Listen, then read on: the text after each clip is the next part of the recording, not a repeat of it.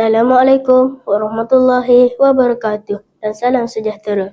Alhamdulillah, bersyukur kita kehadrat Ilahi kerana dengan limpah kurnianya kita dapat bersama-sama dalam majlis pelancaran Ihya Ramadan 2026 1447 Hijrah, Sekolah Kebangsaan Pantai Senak. Majlis yang penuh bermakna ini telah diadakan pada 22 Februari 2026 bertempat di Dewan Seri Pantai SK Pantai Senak. Marilah sama-sama kita ikuti laporan perjalanan program yang telah disediakan oleh Nurul Huda Diana binti Zarawi.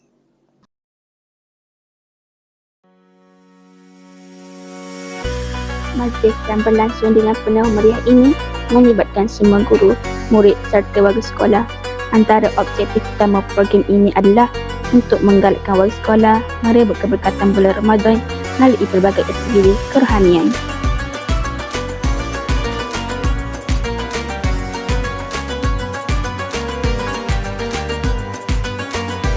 Majlis dimulakan dengan ucapan aliyah penasara diikuti dengan bacaan doa yang telah dipimpin oleh Encik Omar bin Ibrahim memohon keberkatan dan kelancaran sepanjang program Ihya Ramadan tahun ini.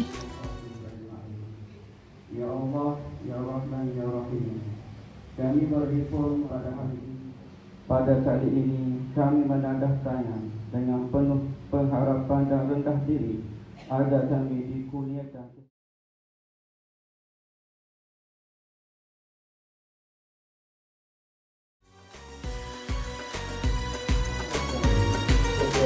amal kami dalam berbuat berbaik di dalam amal kami dengan kebaikan dan rahmat.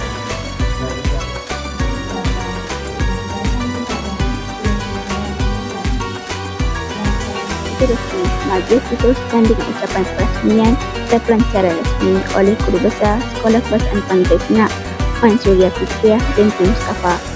Dalam ucapan ini, beliau menekankan kepentingan menghidupkan bulan Ramadan dengan amalan seperti membaca Al-Quran, berpuasa, bersedekah serta memperbanyakkan ibadah sunat.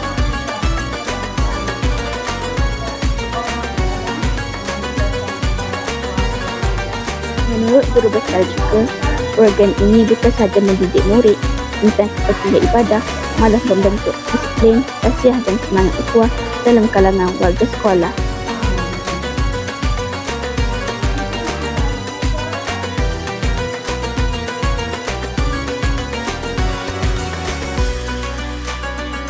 Sepanjang bulan Ramadan nanti, berbagai aktiviti akan dijalankan seperti bacaan Al-Quran, program infak Ramadan, pertandingan azan serta pengisian kerohanian yang lain.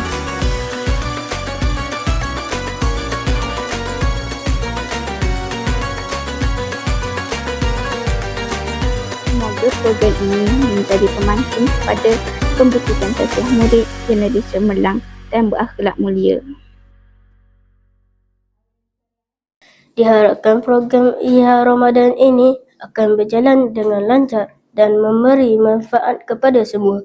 Saya akhiri laporan ini dengan ucapan selamat menyambut Ramadan Al-Mubarak. Terima kasih Nurul Huda atas laporan yang disediakan.